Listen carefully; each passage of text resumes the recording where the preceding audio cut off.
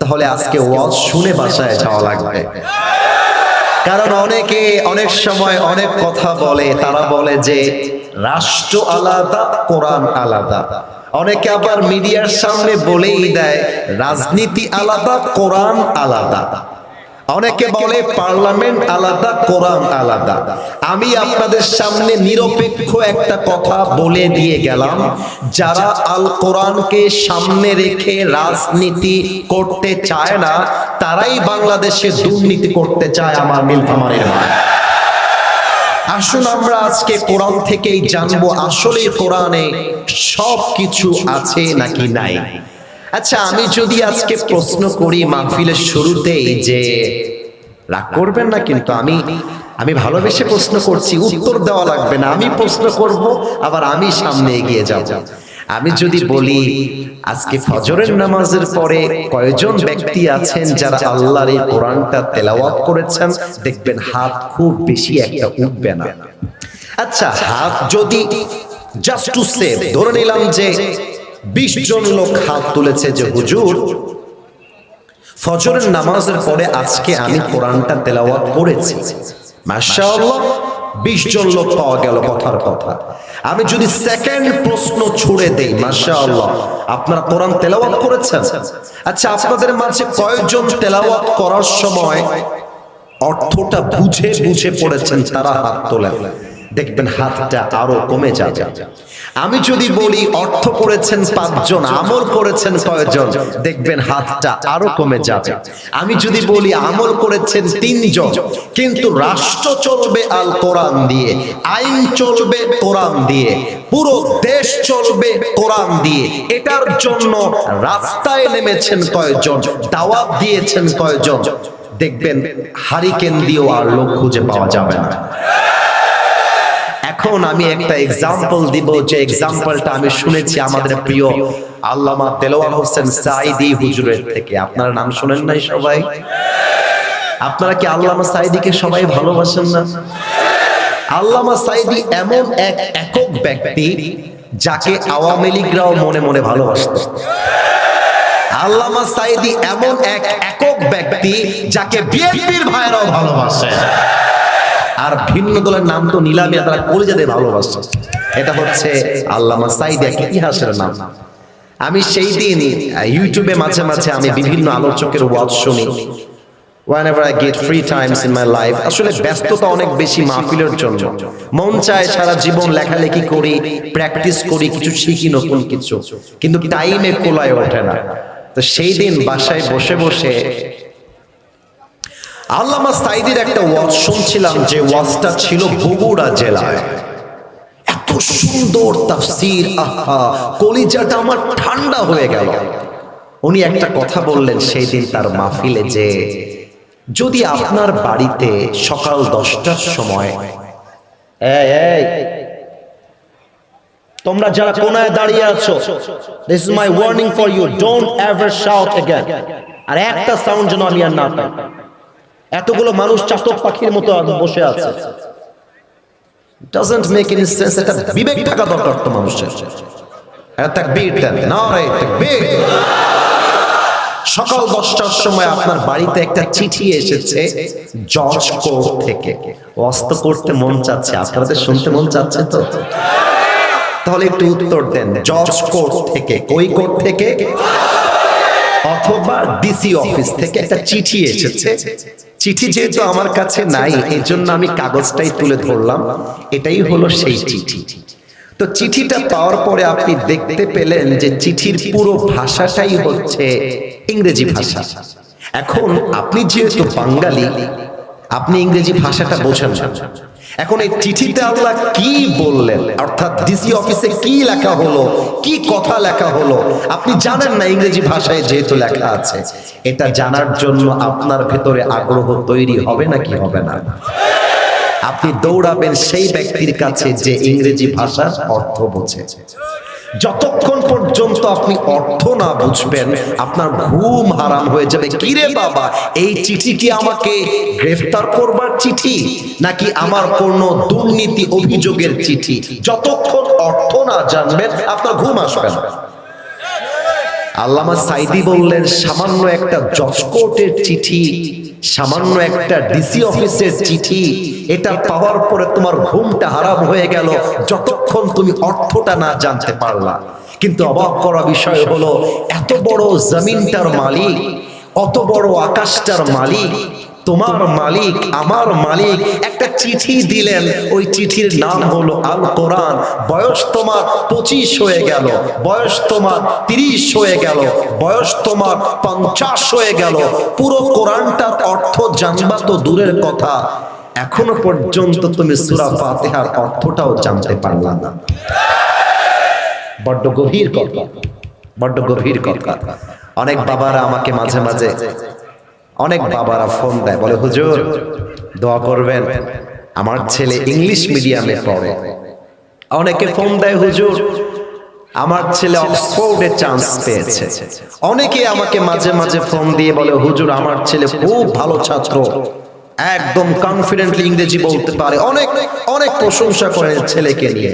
আমি বলি, আব্বাজান অক্সফোর্ডে চান্স পেয়েছে, I mean that is really amazingly appreciated, খুব ভালো, কিন্তু আপনার ছেলে কি 4টা সূরা মুখস্থ বলতে পারবে?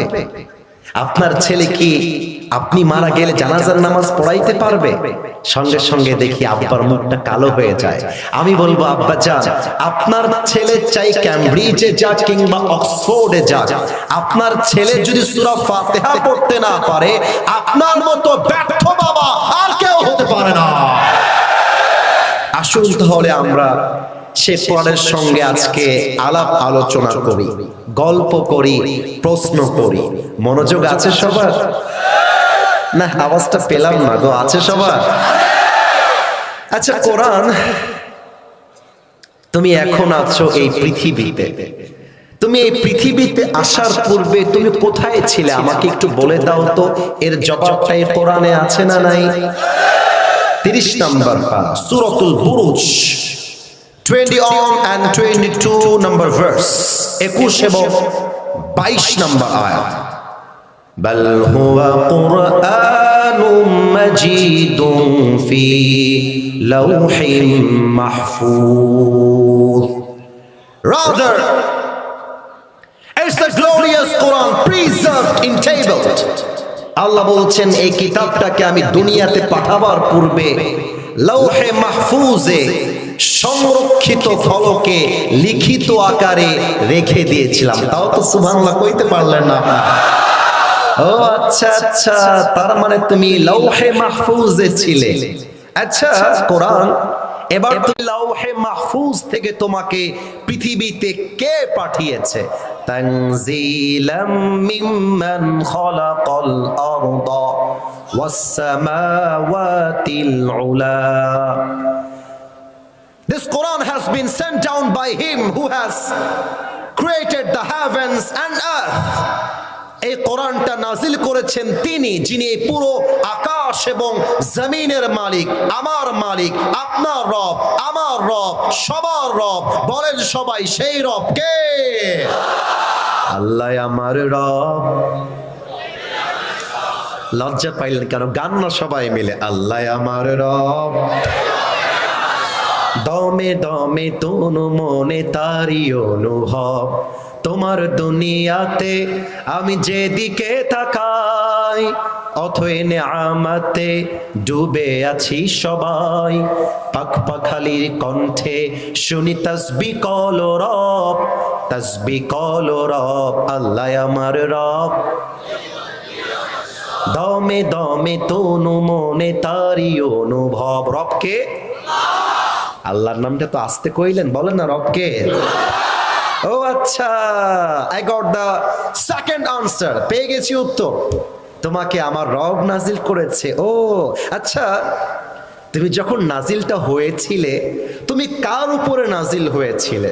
ওয়া আমিনু বিমা নুজিলা আলা Muhammad, believe in whatever Allah subhanahu wa ta'ala has sent to his last messenger Muhammad sallallahu alayhi wa sallam. ঈমান আনো সেই বাণীর উপরে যেই বাণী তোমার রব প্যারা হাবিব মুহাম্মদুর রাসূলুল্লাহ সাল্লাল্লাহু আলাইহি ওয়াসাল্লামের উপরে নাজিল করেছেন মহা সত্য বাণী হিসেবে। তাও তো সুবহানাল্লাহ কইতে পারলেন না আপনারা। ও আচ্ছা, তুমি আমার নবীর উপরে নাজিল হয়েছো, ওয়াহ ওয়াহ মাশাআল্লাহ, কিয়া বাত হ্যায়। এবার তুমি আমারে বলো কোরআন, তুমি যখন দুনিয়াতে আসলা তুমি কোন মাসে এসেছিলে, তার জবাবটা আছে না? আরে यार বাত তো করো মুঝসে, আছে না নাই? শাহরু রমাদান আল্লাযী উনজিলা ফীহিল কুরআন, এই কোরআনটাকে আমি আল্লাহ তাআলা নাজিল করেছি পবিত্র রমজান মাসে। সুবহানাল্লাহ পড়বেন না? ওহো, রমজান মাসে এসেছো। আচ্ছা, তুমি যখন দুনিয়াতে আসলা, কথা কে বলে? ভাইজান আমি কিন্তু মজা করছি না, কথা বলবেন না কেউ। আচ্ছা, তুমি যখন কোরআন পৃথিবীতে আসলা, বুঝলাম রমজান মাস ছিল, কিন্তু তখন কি দিন ছিল না রাত ছিল? ইন্না আনজালনাহু ফি লাইলাতিল কদর ওয়া মা আদরাকা মা লাইলাতুল কদর। আমি আল্লাহ রাব্বুল আলামিন এই কোরআনটাকে নাজিল করেছি এক মহা বরকতপূর্ণ রাতে, যেই রাতটার নাম হলো লাইলাতুল কদর। কোন সুবহানাল্লাহ। I have sent this Quran on a very blessed night, এক মহা পবিত্র রজনীতে নাজিল করেছি। সে রজনী হচ্ছে লাইলাতুল কদর, তথা এমন একটা রাত, লাইলাতুল কদরি খায়রুম মিন আলফি শাহর, হাজার মাস ইবাদত করলে যে সওয়াব হবে, এই এক রাত ইবাদত করলে তার চাইতে অধিক সওয়াব আল্লাহ আপনার আমলনামায় লিখে দিবে। ও মাশাআল্লাহ, লাইলাতুল কদরে এসেছো। এখন আমি যদি কাউরে দাঁড় করাই দেই এই মাহফিল থেকে, এই ছেলে তুমি আমার মাহফিলে কেন এসেছো, দেখবেন যে বেশিরভাগ যুবক একটা উত্তর দিবে যে হুজুর আপনাকে সারা জীবন ফেসবুকে দেখেছি, টিকটকে দেখেছি, ইউটিউবে দেখেছি, আজকে সরাসরি আপনার ওয়াজ শুনতে এই মাহফিলে এসেছি। That is my mission, that is my attention, that is my intention. এটাই হচ্ছে আমার উদ্দেশ্য। আপনারা যে উত্তরটা দিবেন, আমি যে গ্যাস করে বললাম, আমি কি ভুল বললাম না ঠিক বললাম? আপনাদের নীলফামারী শহর হয়ে আমি আসলাম। একটা সিক্রেট বলে দেই, আমি কিন্তু আজকে ছিলাম সৈয়দপুরে, আপনাদের পাশেরই জেলা, যেখানে আপনাদের এয়ারপোর্ট রয়েছে। তো উপজেলা, এখান থেকে তো বেশি দূর না, মনে হয় 30 মিনিট বা 45 মিনিট হবে, তাই না ভাইজান? সৈয়দপুর। তো আপনারা এই যে নীলফামারী শহরে আমি আসলাম, দেখলাম অনেক অনেক ব্যাংক আছে, ডাচ বাংলা আছে, ইসলামী ব্যাংক আছে। মনে করেন এই কালকে কি বার? সোমবার। সকালবেলা আপনি ব্যাংকে গিয়েছেন, আমি একটু মাইক থেকে পেছনে গেলাম। ব্যাংকে গিয়ে আপনি ব্যাংকের অফিসারের সামনে চেয়ারে বসেছেন। অফিসার বলছে, sir how can I help you, আমি আপনাকে কেমনে সহযোগিতা করতে পারি স্যার বলেন, আপনি কেন এসেছেন? আপনি যদি বলেন স্যার আমি যে কেন এসেছি আমি জানি না, স্যার বলবে একে বের করো এখান থেকে, গেট আউট ফ্রম হিয়ার, বের হও, তুমি কেন এসেছো তুমি জানো না।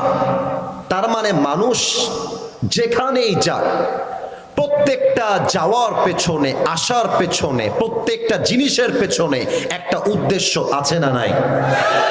আচ্ছা কোরআন, তুমি যে পৃথিবীতে এসেছো,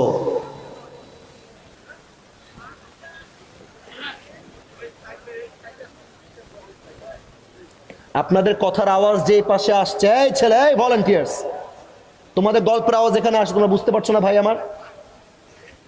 তোমরা ভলান্টিয়ার্স কথা বললে আমি যাব কোথায়? আশ্চর্য কথা। তাকবীর দেন, নারায়ে তাকবীর। শয়তান ঢুকে গেছে আমি বুঝতে পারলাম। আর কেউ ডান বাম করবেন না। আর একটা কথা, আমার চোখে কিন্তু আহামরি কেউ পড়ে নাই যে উঠে গেছে। কেউ যদি উঠেও যায়, লুঙ্গিটা টান দিয়ে ধরে বসায় দেওয়া লাগবে। আচ্ছা কোরআন, তুমি কেন এসেছো, তোমার উদ্দেশ্য কি, আমাকে একটু শোনাও তো। কোরআন তার জবাব দিচ্ছে 13 নম্বর পারা, সূরাত ইব্রাহিম, কিতাবুন আনজালনাহু ইলাইকা লিতুখরিজান নাসা মিনাল যুলুমাতি ইলান নূর। I have sent this Quran to lead the mankind out of darkness darkness into the light. আমি কোরআনটা কেন নাজিল করেছি তোমরা কি জানো? আমি কোরআনটা দিয়েছি এই জন্য যাতে করে আমার নবী জাহান্নামী মানুষগুলোকে জান্নাতি মানুষ বানাতে পারে। তাও তো সুবহানাল্লাহ কইতে পারলেন না। আচ্ছা, আমি যদি নেমে যাই স্টেজ থেকে, পকেট চেক করি, পকেট কারো বের হবে আইফোন, কারো বের হবে রিয়েলমি, এক একজনের ফোনের মডেল হচ্ছে এক এক রকম। আচ্ছা, আমি যেটা বললাম ভুল হলো না ঠিক হলো? আমি যদি কাউরে বলি, এই ভাই তোমার ফোনটা আইফোন কেন, তুমি অন্য ফোন নাও নাই কেন? বেশিরভাগ আইফোন ইউজার বলবে হুজুর আইফোনটা খুব ইজিলি ইউজ করা যায়, স্মুথ কাজ করে খুব স্মুথলি, তাই আমি আইফোনটাকে অ্যাকসেপ্ট করেছি। ও আচ্ছা, এটাই তোমার লাভ। আচ্ছা আসিফ হুজুর আপনার চোখ তো আছে দেখা যায়, চশমা পরলেন কেন, লাভ কি? আমি বলবো ভাইজান এই চশমাটা খুলে ফেললে আবজা দেখি, পড়ে ফেললে ক্লিয়ার দেখি। ও আচ্ছা ভাইজান আপনি এই কোটিটা কেন পড়েছেন? ভাইরে ঠান্ডার সময় তো ঠান্ডা লাগে, তাই এটা পরে ঠান্ডা কভার করছি। এই প্রিয় বোন তুমি হিজাব আর নেকাব পরেছো কেন, লাভ কি? বলে হুজুর আমার তো পর্দার বিধান ফরজ, আমি এটা দিয়ে আমার বিধানটা পালন করছি, এটা লাভ হলো এটা আমার বাড়িকে কভার করে ঢেকে রাখে। আচ্ছা তার মানে মানুষ যা করে প্রত্যেকটা কাজের পেছনে একটা লাভের ধান্দা আছে না নাই? ও কোরআন, আমি যদি তোমারে পার্লামেন্টে নিয়ে যাই, আমি যদি তোমারে ব্যাংকে নিয়ে যাই, আচ্ছা আমি যদি তোমাকে আমার জীবনে আদর্শ হিসেবে মেনে নেই, আমার লাভ কি? আমারে কও কি লাভ পাবো? فمن تبع هداي فلا خوف عليهم ولا هم يحزنون। কোরআন বলছে তুমি যদি আমারে মানতে পারো আমি তোমারে গ্যারান্টি দিলাম তোমার জীবনে এবং রাষ্ট্রে দুশ্চিন্তা বলতে কোনো কথাই আর বাকি থাকবে না, শান্তিপূর্ণ হবে আমার এই বাংলাদেশ। আমি আগেই বলেছিলাম কয়েকটা কথা বলবো যে কথাগুলো দুই একজনের হজম হতে সমস্যা হতে পারে। আমি এখন যে কথাগুলো বলবো যদি কেউ কোনার থেকে হলেও উঠে যায় বুঝে নিবেন তার গায়ের মধ্যে জ্বালা পোড়া শুরু হয়ে গেছে। একটু খেয়াল রাখবেন, কौन उठ के बाहर जाता है जरा ख्याल करना जरूरी है मेरे दोस्त। আচ্ছা কোনো মুরব্বী যদি যায় যেতে দিবেন, আর যুবক গেলে যেন লুঙ্গিটা বাকি না থাকে। আমি কি কথাগুলো বলতে পারি? পারমিশন কি সবার আছে? না পারমিশন পাই নাই। আরেকবার পারমিশন কি আছে? পারমিশন পেলেও বলবো না পেলেও বলবো, কিন্তু জোর চেক করে বোঝা যাচ্ছে প্রত্যেকটা মানুষ বসে আছে আল কোরআনের পক্ষের মানুষ। আচ্ছা কোরআন তুমি আমারে বলো, আমি যদি তোমাকে পার্লামেন্টে নিয়ে যাই তুমি আমাকে এমন কি আইন বলে দিবে যে আইন দিয়ে আমি আমার শহীদ ওসমান হাদি ভাইয়ের খুনের বিচার করতে পারবো? কোরআন তুমি আমাকে এমন কিছু আইন বলে দাও যে আইনের মাধ্যমে চাঁদাবাজি বন্ধ হয়ে যাবে। কোরআন তুমি আমাকে এমন কিছু আইন বলে দাও যে আইনের জন্য স্বজন প্রীতির বিচার বন্ধ হয়ে যাবে। ও কোরআন তুমি আমারে এমন কিছু আইন বলে দাও যার দ্বারা টেন্ডারবাজি বন্ধ হয়ে যাবে। কি কোরআনে কথাগুলো নাই? না আমি বলবো না, কোরআন বলবে, সময় দিতে হবে আমাকে, দেওয়া যাবে? ইন্নাল্লাহা ইয়া'মুরুকুম আন তু'আদ্দুল আমানাতি ইলা আহলিহা ওয়া ইযা হাকামতুম বাইনান নাসি আন তাহকুমু বিল আদল। Give people back what they deserve in their lives. And whenever you judge between people, you have to judge with justice. যে যার যোগ্য তাকে তা ফিরিয়ে দাও। তার মানে কি? সরকারি চাকরি আজকাল পেতে গেলে যোগ্যতার চাইতে টাকা লাগে বেশি। আজকাল সরকারি চাকরি পাইতে গেলে যোগ্যতার চাইতে মামা খালু থাকা লাগে বেশি। আপনারা এত আস্তে ঠিক বললেন কেন? জোরে বলেন। তাহলে যে যার যোগ্য তাকে তা দিয়ে দাও। 2 নাম্বার, যখন তোমরা বিচার করবা,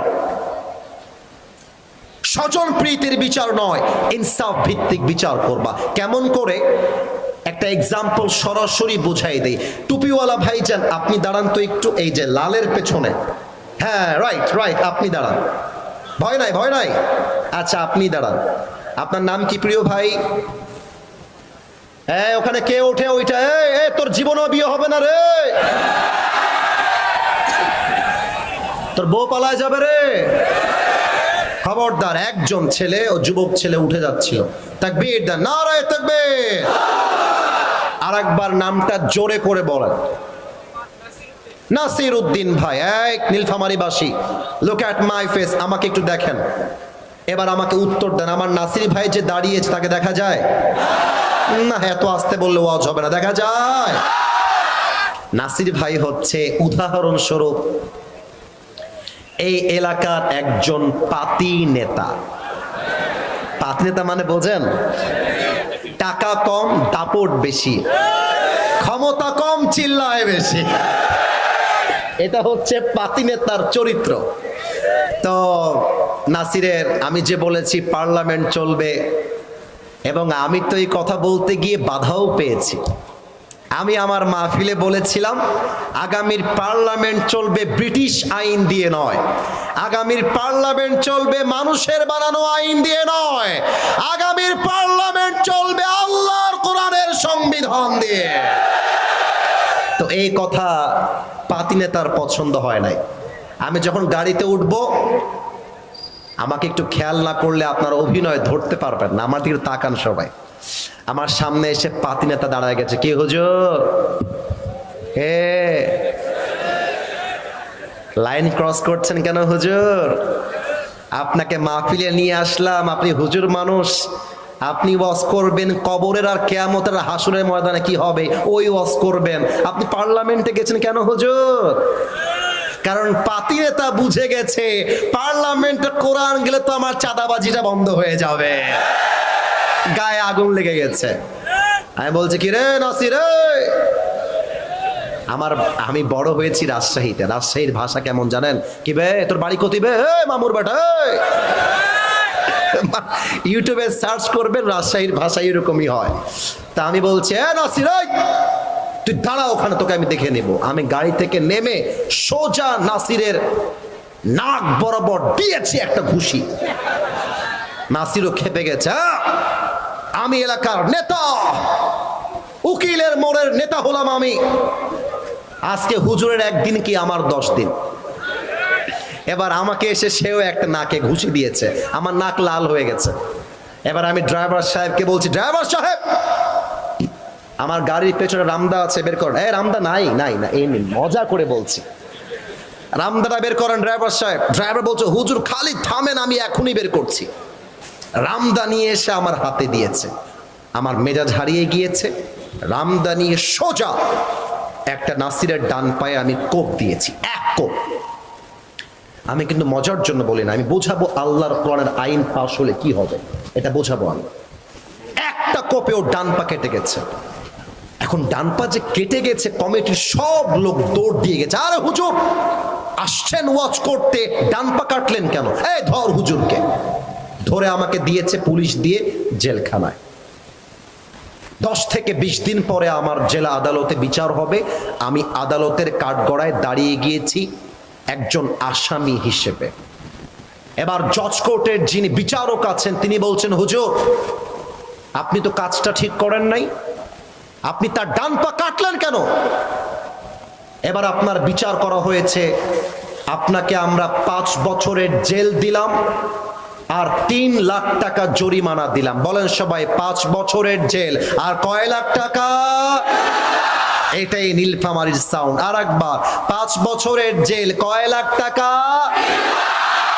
এখন এই যে পা কাটার পরিবর্তে আমার বিচারটা করা হলো, এটা কি ইনসাফ ভিত্তিক বিচার হলো কিনা বোঝার জন্য একটা দাড়িপাল্লা বাজার থেকে নিয়ে আসেন। দাড়িপাল্লার ডান দিকে দেন ডান পা যে কেটেছি ওই ডান পা, আর দাড়িপাল্লার বাম দিকে দেন 3 লাখ টাকা আর 5 বছরের জেল। এবার নীলফামারীবাসীর মেধাকে জাস্টিফাই করতে চাই, আমি যদি দাড়িপাল্লার ডান দিকে ডান পা কেটে রেখে দেই আর দাড়িপাল্লার বাম দিকে 5 বছরের জেল আর 3 লাখ টাকা রাখি, কিয়ামত পর্যন্ত টানলেও কি দুইটা পাল্লা সমান সমান হবে? আমি যদি টাকা আরো বাড়াই দেই তাহলে হবে না? আচ্ছা, আমি যদি বছরটা 10 বছর করে দেই তাহলে